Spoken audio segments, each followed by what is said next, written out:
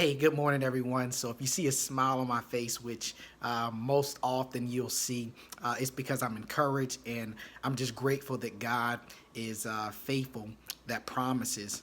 This morning, I was journaling, and unbeknownst to myself, I was writing about how that, the end of August will make it a year since me and my wife put together this nursery in anticipation of God's promises. And many of you all that have been following our YouTube channel, Yet Alive, you kind of can see how the story has evolved.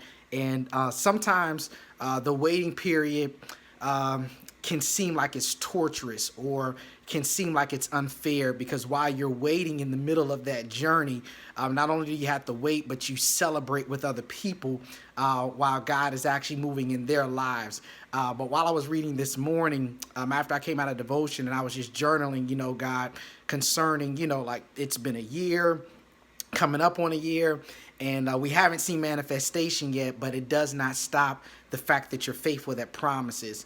And in many instances, I say this all the time, don't have us out here looking crazy, So the good thing about God is that God has this way of providing you with encouragement. And this morning, he kind of just blindsided me while I was in devotion. And I've always heard about the story of Samson, but when I read it, and just took the time to kind of let that thing kind of ruminate in my heart this morning, I've seen so many different cases where women were barren and then they had children, and you'll see the desire from like Rebecca and Hannah, and then God will fulfill the promise. But in the story of Samson, it starts off talking about how that Israel was in captivity to the Philistines for 40 years, and that the angel of the Lord came to Manoah's wife and said that you're going to have a child, and he's going to be a Nazarite, and he's going to be born to begin the delivering stage of the Israelites. So this was probably one of the first accounts that I've noticed,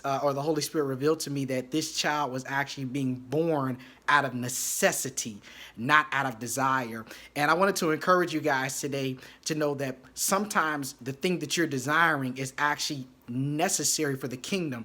And even yourselves, if you think about it in a broader vantage point, you were born in this season at this time out of necessity. So what we should hone in on is the fact that God has given us purpose, and he's looking for us to fulfill it in this earth.